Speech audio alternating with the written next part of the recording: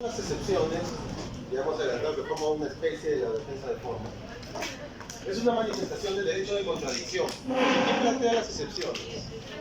Muchachos, una pregunta: ¿quién plantea las excepciones en un proceso judicial? ¿El demandante o el demandado? El demandante. El demandante. El demandante.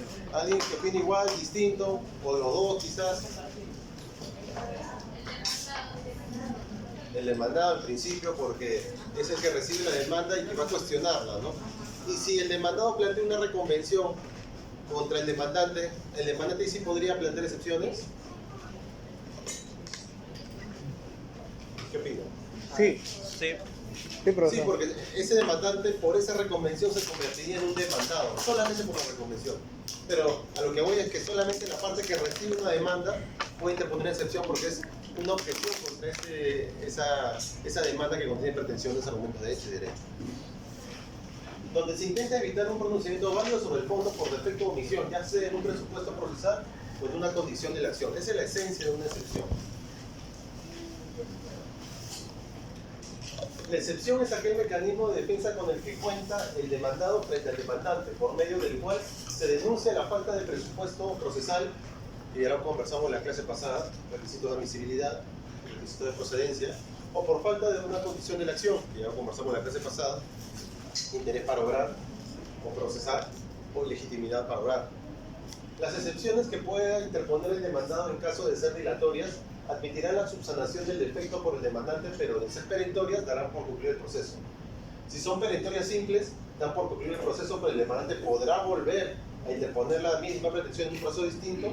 En cambio, de ser perentorias complejas, imposibilitará indefinidamente al demandante interpretar la susodicha pretensión. Esto quiere decir, como regla general, excepciones dilatorias y perentorias. Dilatorias de que puede ser subsanable, es decir, dilata solamente la admisión de la demanda, le da un plazo para subsanar al demandante y sigue con el proceso. Perentorias, esas excepciones especiales conllevan a la conclusión del proceso. Pero dentro de esas perentorias hay una subdivisión también. Perentorias simples, en donde si bien concluye el proceso puede volver a demandar, y perentorias complejas, en donde además de que concluye el proceso, no puede volver a demandar por esa misma razón. Antes de entrar a qué tipo de los tipos de excepciones, que son varias reguladas en el Código de Proceso Civil, solamente quería comentar al muchacho que como consejo, sugerencia, cuando ya sean abogados y se dediquen al litigio, cuando estén del lado de la parte demandada, es decir, sus clientes sean demandados en un proceso judicial, civil, laboral, comercial, cuando reciban una demanda, antes de contestar el fondo de la controversia, revisen siempre, hagan su checklist de los temas formales que puedan cuestionar. Porque antes de cuestionar el fondo, pueden cuestionar quizás y cambian una excepción que son por temas de forma. Entonces, como sugerencia, consejo, cuando reciban una demanda, primero verifiquen cualquier vicio o error formal que pueda tener esa demanda, que pueda calzar en alguna excepción. Y si ven que no se puede interponer, pasamos al tema de fondo y ya contestamos propiamente la demanda. Porque si cabe alguna excepción, vamos a ver cuál es el procedimiento y los efectos, ¿no? Y el plazo también. El plazo para interponer excepción no coincide con el plazo para contestar. Siempre las excepciones es un plazo menor del plazo para contestar. Y eso depende de qué tipo de proceso estemos, conocimiento, abreviado, sumarísimo. Primera excepción, la excepción de incompetencia. Que como su mismo nombre lo indica, la incompetencia alude a la ineptitud o falta de incumbencia del juez para cumplir con su función jurisdiccional en base a los criterios de materia, cuantía, territorio y grado.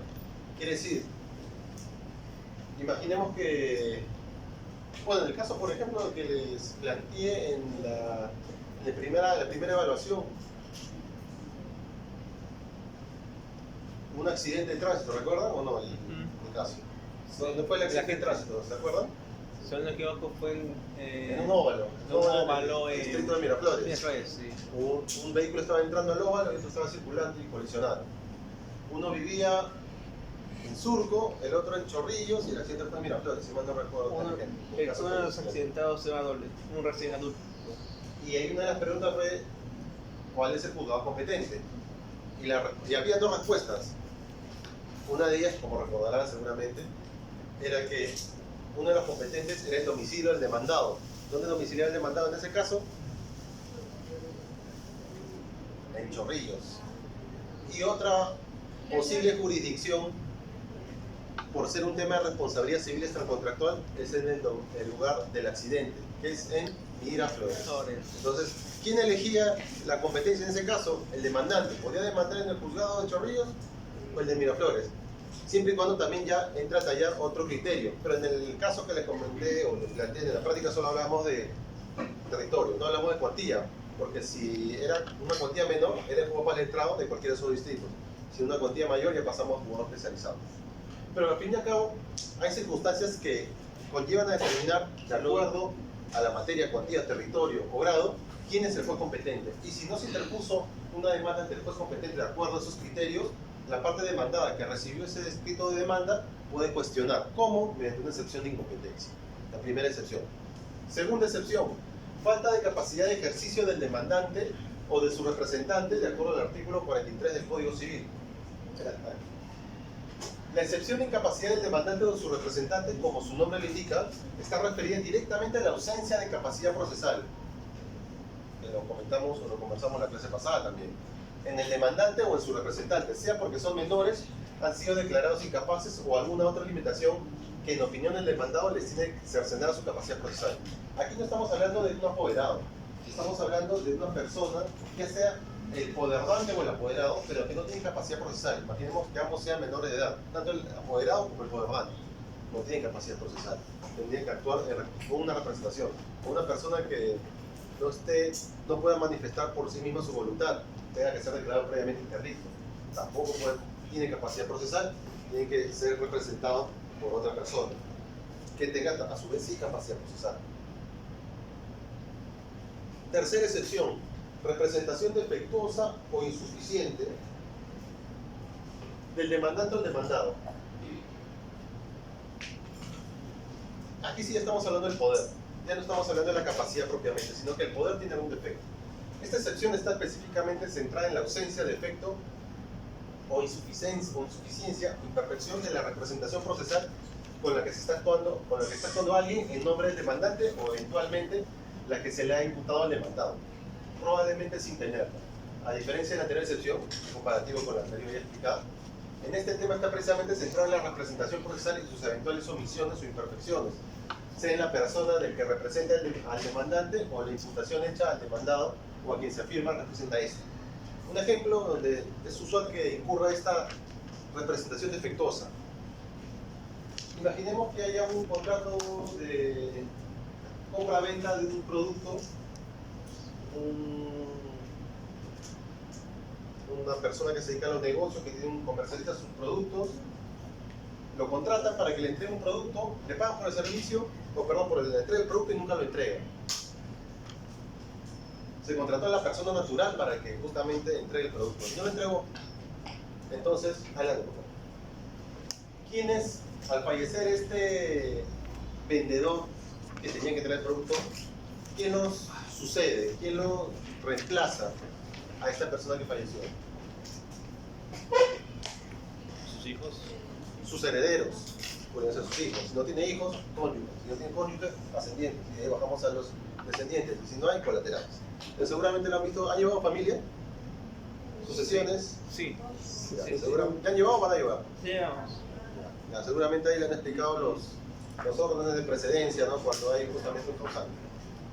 Ascendiente, después descendiente y después colateral. Imaginemos que tenga hijos, sean justamente los herederos. Entonces, ¿quiénes reemplazarían a esta persona que incumplió su obligación contractual? No es una obligación personalísima, no es una obra de pintura como un ejemplo que les puse anteriormente, sino es entrega de un producto. Entonces, ¿a quién demandaría? Primero demanda, imaginemos, a la persona, a este vendedor, y fallece en el interín del proceso. ¿Quién lo reemplaza? Sus herederos, que sería la sucesión intestada. Y tendrían que apersonarse ellos como sucesión procesal. Sin embargo, hay una disposición expresa del Código Procesal Civil que establece de cómo deben apersonarse los sucesores procesales, en este caso vinculados a una sucesión intestada, y lo desdoblan en dos supuestos. Si la sucesión está como parte activa del proceso, es decir, parte demandante, cualquiera de ellas lo puede representar. Es decir, imaginemos que tenga 5 hijos, son los 5 únicos herederos, los 5 integrantes de la sucesión intestada, Si son parte demandante, puede representarlo cualquiera, pero si son parte demandada, tienen que actuar en conjunto. Si no, no estaría bien representada. Si es una parte demandada, fallece el causante y solo esa persona un hijo, indicando yo como hijo me atribuyo representación de toda la sucesión intestada. Ustedes como jueces, ¿qué harían? ¿Aceptarían o observarían? De acuerdo a lo que les he comentado hace un momento del régimen para de sucesión intestada y de personamiento del proceso. Si es la parte demandada, pues tiene que observarse. Muy bien, debería observarse. ¿Por qué? Porque solo hay uno, debía ser todo en conjunto. Exacto, muy bien. Como dijo su compañero, cuando es parte pasiva del proceso, parte demandada, tiene que apersonarse la sucesión en conjunto. Y si se apersona uno solo, estaría incompleto el apersonamiento. Y si no tiene ese único heredero que se apersona, un poder de todos para que se pueda apersonar, si es que no se apersonan todos, no se apersonaría de manera completa y podría ser declarada rebelde esa sucesión. A diferencia de que si hubiesen sido demandantes, es decir, cualquiera de ellos puede apersonarse como demandante. Esa es la diferencia y ese es un caso si es parte activa o pasiva de la sucesión. Y es un claro caso en donde puede haber representación defectuosa o insuficiente. Otro tipo de excepción, oscuridad o ambigüedad, en modo de proponer la demanda. Sirve para denunciar la incapacidad que tiene el demandado por defecto en la demanda para responder a una de las siguientes preguntas que la tenga que responder el demandado que recibe ese escrito de demanda. ¿Quién demanda? ¿A quién se demanda? ¿Qué se demanda? ¿Por qué se demanda? Por lo tanto, intentando ubicar el defecto incurrido para cuando esta excepción se apare, se trata de la afectación a los requisitos de la demanda propiamente, ¿no? Porque como recordarán, uno de los requisitos de la demanda es una pretensión clara, los fundamentos de hecho, derecho, y si no tienen esos requisitos, o teniéndolos es confuso, ambiguo, puede plantearse excepción. ¿Y por qué existe esta excepción? Porque ustedes me pueden decir, pero profesor, si ya corrió traslado al demandado es porque esa demanda ya pasó el filtro del juez, y para el juez de repente no es ambiguo, ¿no? ¿Por qué si ya pasó ese filtro del juez, admitió la demanda y corrió traslado al demandado para que la conteste? ¿Por qué creen que se le da esa posibilidad al demandado de plantear esa excepción si ya pasó el filtro del juez? ¿En qué le afectaría?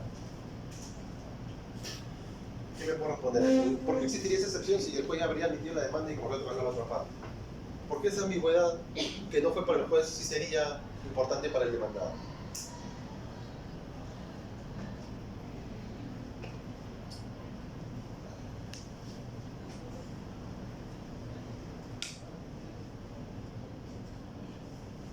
¿Podría repetir la pregunta, profesor?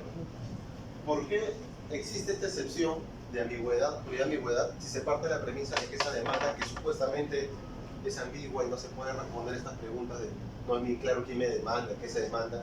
El juez ya hay un primer filtro, que ya lo vimos la clase pasada, ya admitió a trámite la demanda y ya corrió traslado al demandado. Entonces, si ya la admitió, ya pasó el filtro y para el juez no hay nada ambiguo, ¿por qué se le da posibilidad de que el demandado pueda plantear una excepción de oscuridad, ambigüedad, por supuestamente no ser muy clara la pretensión o los fundamentos de la demanda? Porque es importante a pesar de que ya pasó ese filtro del juez. Para el juez de repente es claro, porque el juez de oficio pudo haber cuestionado también eso, pero no lo hizo. Admitió la demanda, corrió traslado a la otra parte, y según lo que dice este artículo, habiendo corrido traslado, la parte demandada puede plantear esta excepción de oscuridad ambigua. ¿Por qué cree? Y va relacionado con algo que ya mencionamos en la primera parte de la sesión. Los ayudo, muchachos. Si yo recibo una demanda que no se entiende, pero ya ha sido emitida por el juez, ¿yo puedo defenderme? Sí. Que no se entiende, no, pues. No podría ejercer mi derecho de defensa de manera adecuada, ¿no? Si no entiendo lo que se me imputa, ¿cómo voy a defender? Claro. Entonces, por más que haya pasado el filtro del juez, el juez puede haber tenido su criterio, pero para mí, como demandado, de repente es una pretensión confusa, ambigua, no es muy clara, y los fundamentos menos todavía. Entonces yo tengo esa posibilidad. ¿Y por qué se le da esa posibilidad a la parte, a pesar de que el juez ya admitió, ya pasó ese filtro? Porque finalmente quien se va a defender no es el juez, es el demandado. Entonces, el demandado, si no va a poder ejercer su derecho de defensa, se está afectando el debido proceso. El derecho de defensa proviene del derecho al debido proceso. Y por ende, es muy importante esta excepción. Si yo no me puedo defender, tengo que justamente alzar la mano y decir, señor juez, no me puedo defender porque no es muy clara la demanda, excepción de oscuridad y ambigüedad. Falta de agotamiento de la vía administrativa. Esto es para casos propiamente vinculados a los contenciosos administrativos. Tiene que ver con el incumplimiento del actor en transitar por el todo el recorrido que tiene el procedimiento administrativo antes de recurrir al órgano jurisdiccional. Es evidente que estamos ante un caso clarísimo de falta de interés para obrar. Un ejemplo. Imaginemos que uno de ustedes tiene un negocio. ¿Pero qué fue eso? Viene la municipalidad, fiscalización, e impone una multa y clausura del negocio por alguna razón. Imaginemos que hayan hecho mucho ruido o hayan hecho ruido fuera del horario permitido, o si es dentro del horario permitido, por encima de los decibeles permitidos, y le impone una multa y clausura. Ustedes, como todo, hay pluralidad de instancias tanto en sede administrativa como en sede judicial, impugnan esa multa y esa medida correctiva de cierre o clausura del negocio y lo declaran infundada. Dentro de la sede administrativa hay una posibilidad de impugnar, es decir, de apelar esa decisión para que la instancia superior dentro de sede administrativa vea o revise el caso. Imaginemos que plantean una apelación y confirman la multa y la medida correctiva de clausura.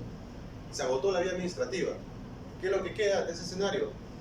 Demandar en la vía judicial la nulidad de esa resolución administrativa. Y ese tipo de procesos es el proceso contencioso administrativo. No sé si en algún momento lo habrán escuchado. Podría irse en la vía de amparo también, pero el procedimiento regular es el procedimiento contencioso administrativo. Entonces, si uno demanda en la vía contenciosa administrativa, tiene que acreditar, o tiene para demostrar que tiene interés para obrar, tiene que acreditar al juez que agotó la vía administrativa previa, es decir, las dos instancias anteriores en la municipalidad que justamente sancionó al negocio. Imaginemos que solamente reclamó en primera instancia y no apeló, y declaró y consintió con esa no apelación, esa resolución en primera instancia, y después se va a un proceso contencioso administrativo pretendiendo la nulidad de esa resolución de la municipalidad. El juez desestimaría esa demanda por falta de interés para obrar, porque no agotó la vía administrativa. Esto es lo que quiere decir justamente esa excepción. Pero esta excepción solo la plantearía el demandado. ¿Quién sería el demandado en esos casos? La entidad pública. O imaginemos un caso de Indecopi, de protección al consumidor. Se pierde en primera instancia, confirma en la segunda instancia que se pierde, recién ahí puede ir a contencioso administrativo pidiendo la nulidad de esa resolución. Tengo que transitar por todas las instancias de la sede administrativa para después tener interés para obrar y plantear una demanda de nulidad de resolución administrativa. Otra excepción, falta de legitimidad para obrar el demandante o demandado. Esto va de la mano con las condiciones de la acción, ¿no? El interés para obrar y específicamente en este caso legitimidad para obrar. Cuando el demandado deduce la excepción de falta de legitimidad para obrar del demandante o del demandado, lo que está haciendo es afirmar o que el demandante no es titular de la pretensión que está intentando, o que en todo caso no es el único que debería hacerlo, sino en compañía de otro u otros, o que el demandado no debería ser reemplazado dado que la pretensión intentada en su contra le es absolutamente ajena, o en todo caso que no es el único que debería haber sido demandado. Usualmente cuando hay ya hemos visto acumulación de pretensiones en clases pasadas, usualmente, o lo más fácil es que haya un demandante, un demandado y una sola pretensión. Pero generalmente una excepción de falta de legitimidad se da en los casos donde hay varios demandantes o varios demandados y varias pretensiones, ¿no? Quizás no toda sea dirigida contra la misma persona, o debería ser contra esa persona, sino contra otra que no está en el proceso. Y ese demandado podría invocar una excepción de falta de legitimidad para obrar pasiva, indicando yo no soy quien debe recibir esa pretensión, sino otra persona. Entonces, él se aparta del proceso y llama a la otra persona. De la misma forma, él podría decir excepción de falta de legitimidad para obrar, pero activa, es decir, quien tiene esa titularidad de esa pretensión no es el demandante, sino otra persona, es otra que me debería demandar. Y con eso se buscaría apartar al demandante y ya en otro proceso generaría una demanda el titular indicado para justamente esa pretensión. Independencia, es algo que ya lo tratamos en la primera hora de la clase, porque les adelanté un poco el concepto de la misma. Se trata de la alegación en el sentido de que entre las mismas partes y con el mismo interés para obrar se está discutiendo el mismo petitorio en otro proceso, lo que pretende que el demandado es que este nuevo proceso quede sin efecto, dado que el demandante está haciendo valer su interés para obrar en otro proceso iniciado con anticipación, evitando sentencias contradictorias. Yo les comenté la independencia porque en la primera parte del curso vimos que la notificación impedía justamente que se vuelva a demandar lo mismo en otro proceso. Con la notificación al demandado impide que justamente se pueda iniciar otro proceso, pero a pesar de eso materialmente se puede hacerlo, ¿no? Puede meter una demanda, pero si coinciden las partes, demandante, demandado, la pretensión, se puede generar una situación de independencia que puede ser deducida esta excepción por la parte demandada, indicando, ojo señor juez, hay otro proceso iniciado posteriormente a donde el mismo demandante en ese primer proceso es demandante en otro, y me está demandando por lo mismo. Entonces, a efectos de evitar sentencias contradictorias, solicita una excepción de independencia. Es decir, que se anule uno de los dos casos, ¿no? De los dos expedientes. ¿Y cuál se anularía? El más reciente, porque por orden de tiempo, el primero o el más antiguo es el que debería prevalecer, no el más reciente. Excepción de cosa juzgada. Esta excepción lo que permite al demandado es denunciar que el interés para oral del demandante ya no existe, dado que hizo valer en un anterior proceso donde quedó totalmente agotado al haberse pedido un pronunciamiento definitivo sobre la controversia. Coincide en el anterior de que hay más de un proceso, pero en el primer caso de independencia hay dos procesos vigentes en paralelo, en curso, mientras que en el segundo hay un nuevo proceso, por lo mismo que en un anterior ya se decidió y hay sentencia. Entonces el demandado puede deducir esa excepción indicando ya se resolvió en un anterior caso e inclusive hay una sentencia en calidad de cosa juzgada, que por ende no se puede volver a revisar ese mismo asunto.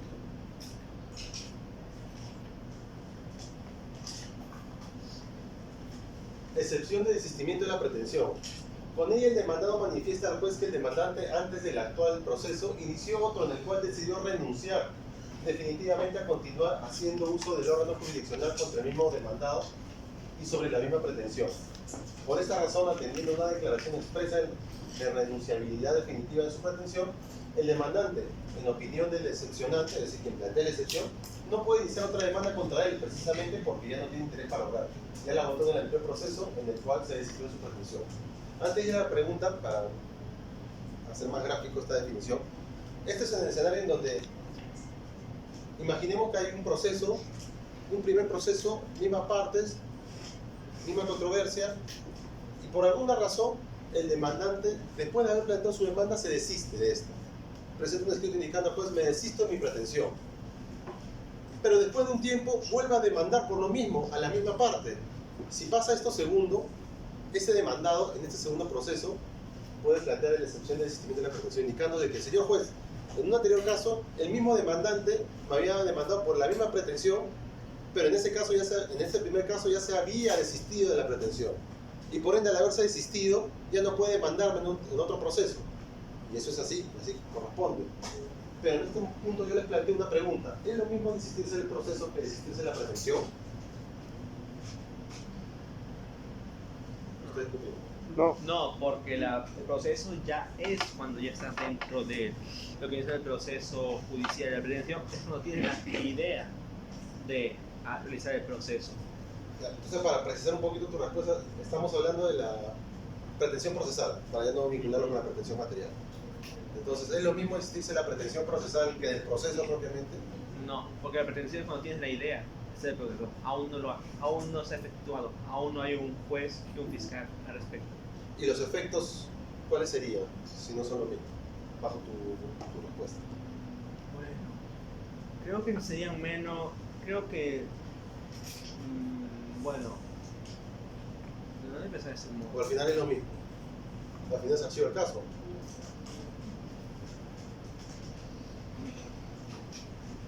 A ver, dale un poco de vueltas. ¿Alguien más? ¿Quiere responder? ¿Es igual? ¿No?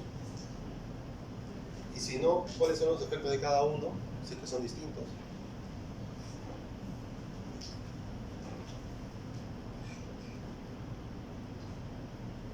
Son distintos, muchachos, y ahí está la definición de cada uno y lo que implica cada uno. ¿Qué implica el desistimiento del proceso o de un acto procesal propiamente? El desistimiento del proceso lo da por concluido sin afectar la pretensión. ¿Eso qué quiere decir? Yo planteo una demanda y me desisto no de la pretensión, del proceso en general. La consecuencia es que se archiva ese caso, ese expediente, pero no me impide volver a iniciar otra demanda por esa misma razón, por esa misma pretensión. Pero, en cambio, el desistimiento de la pretensión, la resolución que aprueba el desistimiento de la pretensión produce los efectos de una demanda infundada con autoridad de cosa juzgada. Es decir, a diferencia del desistimiento del proceso, cuando me desisto de la pretensión, es como si fuese una sentencia infundada y ya no puedo volver a demandar por lo mismo. Y es por eso que si se genera el desistimiento de la pretensión, hay una excepción justamente para eso, porque la consecuencia es que no pueda volver a iniciar un proceso por lo mismo contra la misma parte.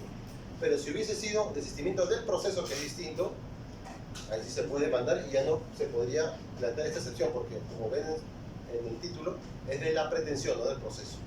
Cuando se desisten de la pretensión, ahí ya no se puede volver a demandar por lo mismo. Así que como sugerencia, muchachos, un consejo, cuando de repente tengan un cliente, cuando estén litigando, imaginemos que plantea su demanda y dice, ¿sabes qué? Por el momento no quiero seguir con la demanda, muchachos, señor abogado, ya no quiero seguir con la demanda porque ahorita no tengo dinero y esto me va a costar mucho y ya lo veo más adelante. Y ustedes como abogados dirigentes ahora decís, señor cliente, es decir, quiere ver más adelante este tema, o lo quiere zanjar y ya no quiere saber nada del tema a pesar de que le dé o lo que fuese. No, sí, me interesa, pero quiero verlo más adelante. Ahorita no quiero un proceso encima porque me están auditando y que tengo un proceso encima, si sea parte demandante, no me conviene. Entonces, ustedes, como abogados dirigentes, ¿qué les recomendarían? ¿El insistimiento del proceso o de la pretensión? Del proceso, muy bien, porque eso guarda su derecho para ejercerlo más adelante. Si le indican desistes de la pretensión, ya no podría volver a demandar por lo mismo. Y es por eso que existe esta excepción.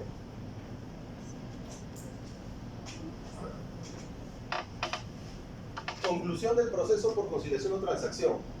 Por falta de interés para lograr, el demandado puede deducir excepciones alegando que en un anterior proceso llegó con el demandante a un acuerdo en el cual ante un órgano jurisdiccional aceptaron la propuesta de acuerdo que el órgano jurisdiccional les hizo, es decir, conciliar en la materia controvertida, o que antes del proceso o durante el transcurso llegaron a un acuerdo por concesiones recíprocas. Es decir, hay una controversia, llegaron a un acuerdo vía judicial o extrajudicial y de manera sorpresiva una de las partes lo demanda a la otra en un proceso judicial, a pesar de que hay un acuerdo, ¿no? Puede sonar muy obvio, pero a veces cuando hay varias pretensiones y la controversia es amplia y compleja, puede ser que el acuerdo solo conlleve algunos extremos y otros estén pendientes de resolución. Entonces ahí podría generarse la confusión, ¿no? De repente el demandado puede plantear esta excepción y el demandante decir, oye, un momentito, esta excepción es por estos puntos que no estoy demandando, yo estoy demandando estos otros puntos que nunca ha habido un acuerdo. Entonces, ahí hay que ser bien finos en qué se llegó al acuerdo, o sea, comparar el acuerdo con la pretensión. Si es lo mismo, excepción justamente por esta razón. Y si no es lo mismo, sí procedería a analizar el caso y resolver sobre el fondo de la controversia. Perdón, caducidad. La caducidad es una institución de derecho material referida a actos, instituciones o derechos, siendo en este mismo caso de uso más o menos más común e interesante para el proceso. Se caracteriza porque extingue el derecho material como consecuencia del transcurso del tiempo. Si se interpuesta una demanda cuya pretensión está sustentada en un derecho que ya ha devenido en caduco, entonces la pretensión en estricto no tiene fundamento jurídico, por lo que ya no puede ser inventada. Puede ser declarada de oficio o petición de parte como excepción. Esta es una diferencia con la prescripción. Ustedes saben seguramente en introducción al derecho les habrán explicado la diferencia entre una prescripción y una caducidad. ¿Aún usted recuerda en qué se diferencia la prescripción de la caducidad? ¿Qué extingue la prescripción y qué extingue la caducidad?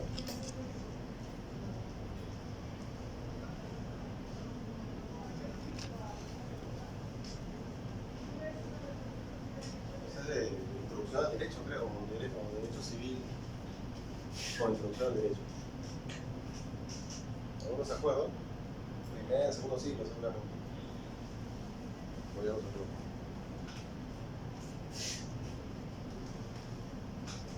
La prescripción extingue la acción, pero no el derecho, mientras que la caducidad extingue todo, el derecho, es lo más importante. Y por ende, si yo no tengo un derecho que me asista, no me puede justamente resolver una controversia un juez. ¿Por qué? Por el transcurso del tiempo. Eso es lo que coincide justamente, lo único que coincide la prescripción con la caducidad. Para un determinado derecho hay un determinado plazo para justamente ejercerlo. Si transcurre un tiempo y no se ejerce, puede caer en prescripción o caducidad, depende de lo que corresponda ese derecho. Y otra diferencia, la caducidad es de oficio o petición de parte, mientras que la prescripción solo es a pedido de parte. La prescripción no se puede plantear de oficio, solamente es a pedido de parte. A diferencia de la caducidad, que puede ser tanto de oficio como a pedido de parte. Prescripción, que ya lo adelantamos cuando diferenciamos la caducidad. La prescripción exigtiva destruye la pretensión, es decir, la imposibilidad de exigir judicialmente algo sustentado en un determinado derecho, sin afectar a este, puesto que solo se afecta a la acción, no el derecho. El juez no puede fundar sus fallos en la prescripción si no ha sido invocada, como les comenté. Solamente puede ser invocado a pedido de parte, no de oficio. Excepción de encomienda arbitral. Es un pacto privado por medio del cual las partes deciden someterse a la jurisdicción arbitral. Los eventuales conflictos que puedan surgir entre ellas excluye la jurisdicción del juez natural siempre y cuando el demandado lo advierta y plantee la excepción de convenio arbitral. Caso contrario, se presumirá juris tantum, permite prueba en contrario, la renuncia al fuero arbitral. Solo es a pedido de parte, no es de oficio. Ustedes han llevado, eso sí creo que me han confirmado, mecanismos alternativos de solución de conflictos, ¿no? Y han visto, seguramente han visto la conciliación extrajudicial, la mediación, negociación y arbitraje, ¿no? Seguramente lo... ¿Qué es el arbitraje? A ver, ¿alguno de ustedes me puede definir? ¿Qué implica el arbitraje? Es un mecanismo alternativo de solución de controversia, donde El arbitraje cuando no es entre ni una cosa y otro. Un tercero. es un mecanismo heterocompositivo de solución de conflictos. En este caso, un tercero es el que resuelve. Y la diferencia del Poder Judicial es que las partes voluntariamente Eligen pactan un convenio arbitral. Y lo pactan al momento Laudo- que negocian el laudo- contrato, antes del conflicto, o pueden pactarlo después de generar el conflicto inclusive, ¿no? Y ellos, entre ellos eligen que el arbitraje, el fuero arbitral, es el que dirima la eventual controversia que tengan o la que ya tienen encima de la controversia. ¿Y cómo es un arbitraje? Bueno, pueden decir solamente arbitraje y que cada parte designe un árbitro, entre los árbitros designados un presidente del tribunal arbitral, aunque sea con árbitro único. También que puede ser un arbitraje administrado por un centro de arbitraje, la Cámara de Comercio, CHAM u otra más, o de repente sea un arbitraje ad hoc, que los mismos árbitros sean que administren el arbitraje. Entonces, ¿qué pasa si hay un contrato, imaginemos de compra-venta, hay una controversia, y en ese contrato se había pactado un convenio arbitral? Pero a pesar de ese pacto, una de las partes plantea su demanda ante el Poder Judicial. El juez de oficio no puede desestimar la demanda, tendría que admitirla si cumple los otros o los demás requisitos y corre traslado al demandado. Y el demandado, lógicamente, como ha negociado el contrato, sabe que hay un convenio arbitral. Y si hay un convenio arbitral válido, plantea esta excepción del convenio arbitral. Pero ¿qué pasa? Les planteo otra pregunta. ¿Qué pasa si el demandado, a sabiendas de que hay un convenio arbitral por esa controversia que está ahorita en la vía judicial, y no plantea oportunamente esa excepción de convenio arbitral? Después, en el interín del proceso, puede plantearla, o de repente, quizás podría en paralelo ir a la vía arbitral, además de la vía judicial que ya está existente, o cuál es la consecuencia de no haber planteado la excepción de convenio arbitral oportunamente. ¿Hay una consecuencia o no? Si no la plantea. Seguramente la han visto en su clase o en el tema de arbitraje, en esa clase de solución de controversias. ¿Qué pasa si el demandado no plantea la excepción de convenio arbitral dentro del plazo de ley?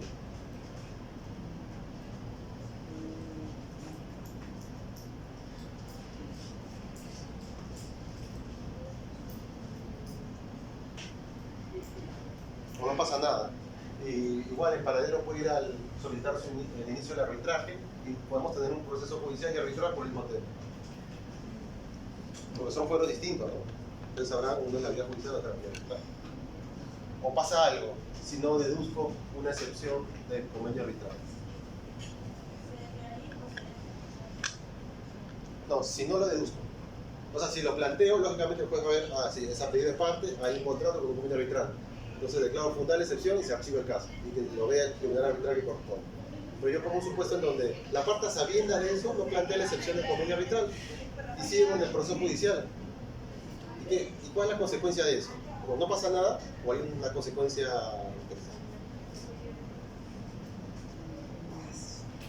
Vale, les ayudo, muchachos. La consecuencia es de que al no interponer la excepción del convenio arbitral, a pesar de que podía hacerlo, eso tiene como efecto de que estaría yo aceptando tácitamente o implícitamente la competencia del Poder Judicial, e implícitamente estaría dejando sin efecto ese convenio arbitral, desconociéndolo. Y después ya no podría alegar, vámonos a arbitraje. No, ya no interpusiste tu excepción del convenio arbitral. Esa es la consecuencia. Si yo no planteo la excepción del convenio arbitral cuando puedo hacerlo, después ya no puedo recurrir al arbitraje, porque mi omisión al interponer esto significa una aceptación de resolver esta controversia en el Poder Judicial y ya no en la vía arbitral. Entonces, ojo con esto, muchachos. Si lo han explicado en su clase o no lo han detallado, se lo menciono en este momento porque de repente puede ser materia de evaluación. ¿Cuál es la consecuencia de no plantear una excepción al convenio arbitral a pesar de que pueda hacerlo, ¿no? Yo con ese silencio o esa omisión estaría aceptando la competencia del Poder Judicial y ya no podría justamente recurrir a la vía arbitral. Esa consecuencia no está regulada en el Código de Proceso Civil, sino en la Ley de Arbitraje, el Decreto Legislativo 1071, por si alguien quiere, sí, por si alguien quiere un poco profundizar en ese punto. De repente esa norma la han visto en su clase de solución.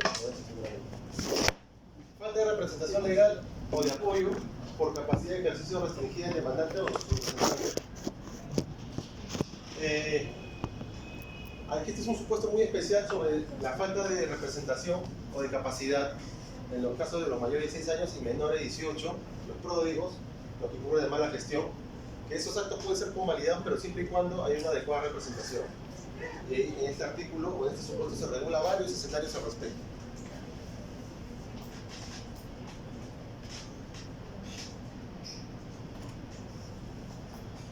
Efectos de las excepciones. Como les dije al inicio, hay efectos dilatorios y efectos perentorios. Perentorios simples, perentorios complejos, o más drásticos si quieren, ¿no? Los dilatorios son los que es resaltado en negrita, que tienen como consecuencia la suspensión del proceso hasta que subsane.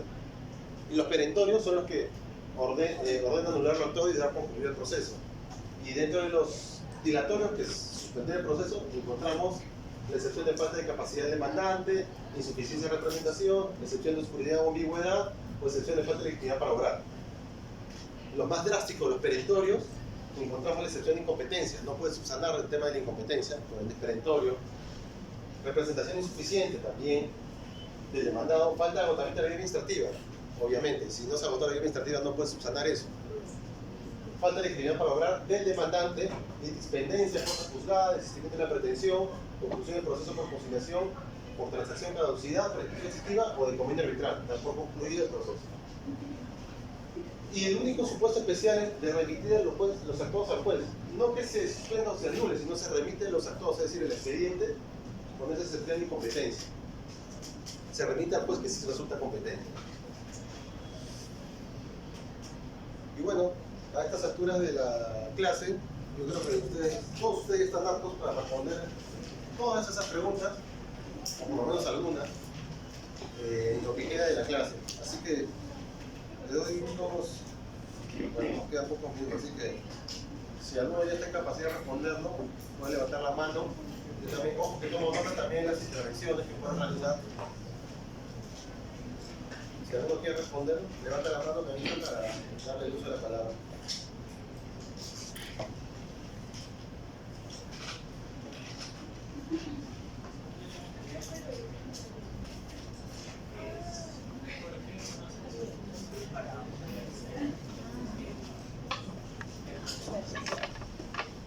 Para un terminador.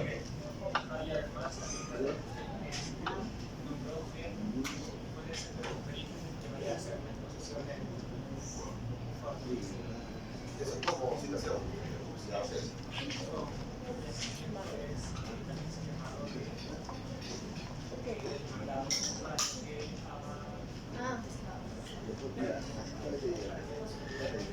Dentro del determinado plazo de tiempo. Okay. Muy bien, ¿nombre, perdón? Ok, muchas gracias. ¿Ya respondieron la primera? Sí, hace uno. Ay. ¿Alguien más que quiera responder? Responde nomás. Responde lo mismo. Las demás son más fáciles, ¿no? ¿O no? Ya, el requerimiento es cuando solicitan a una persona, pero esta es como una obligación. ¿De hacer o no hacer? De hacer o de no hacer. Muy bien. Ya respondió la primera, la segunda, Pacho, ¿no? La compañera Pacho ya respondió la segunda, ya respondió la primera hace unos momentos, la 3, la 4, la 5, ¿alguien quiere responderla? Razul, ¿no? Sí. Yo opino que está bien aplicada, sin embargo, pero no sé si se ha aplicado. Como mostró en Estados Unidos, no se afecta ningún derecho. Yo creo que según la situación la medida, si esa persona es incomunicable, creo que sería algo viable, así que sea debidamente notificada, podría participar en el proceso.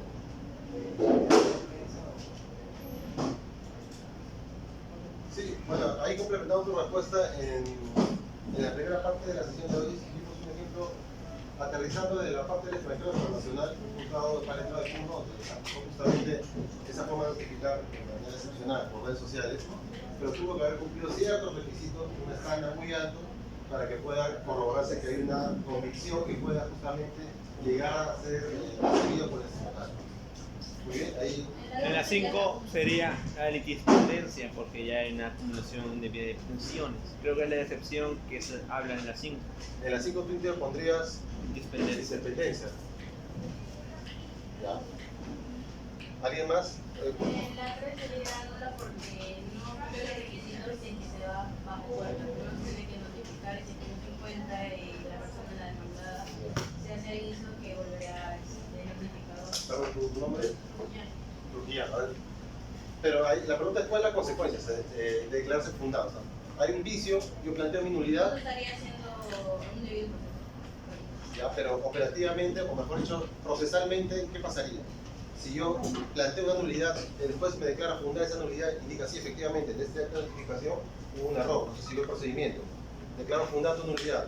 Como consecuencia de eso, ¿qué ordeno?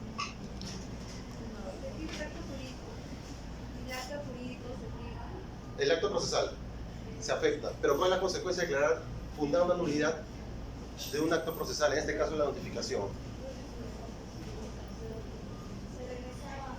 Muy bien, se retrotrae el proceso hasta el momento en que ocurrió ese vicio y se vuelve a realizar ese acto, pero ahora sí de acuerdo a ley, el procedimiento establecido en la norma procesal. ¿Alguien más que quiera responder? Voy a precisar la respuesta a las 5 de su compañero.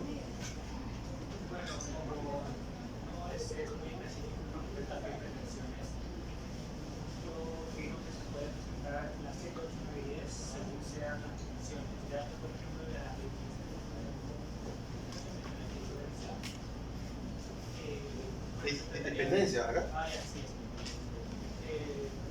Yo dependería si había otro recurso, la excepción por casos juzgados si hubo otro caso. En 9 de esas también de pretensión realizando los anteriores, se dio un anterior proceso y se desistió definitivamente de la retención en cuestión de este nuevo proceso.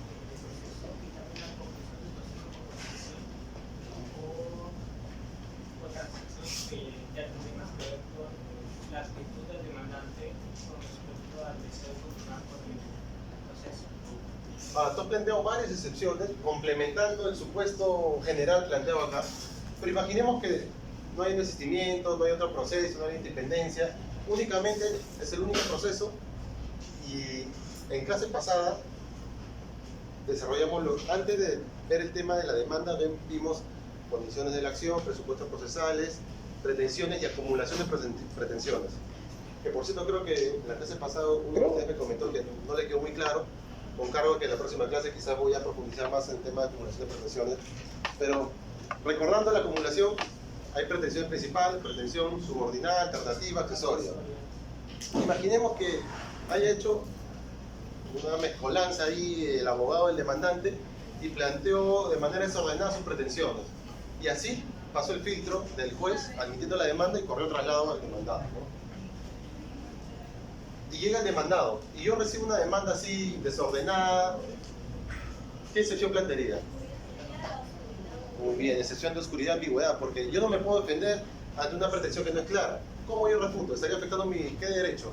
A la defensa. Mi derecho de defensa. Entonces yo plantearía una excepción de oscuridad o ambigüedad, en este caso de la pretensión, lo tengo muy claro.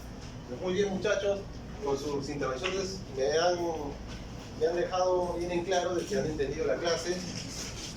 Por favor, sigan repasando. Si quieren profundizar en un aspecto, ya hemos tocado el tema de la ley orgánica del Poder Judicial, la ley de arbitraje, otras normas, jurisprudencia. Si quieren complementar, igual voy a subir más lecturas para que complementen. Así que los felicito por esta clase y sus intervenciones. Así que terminamos. ¿Sí?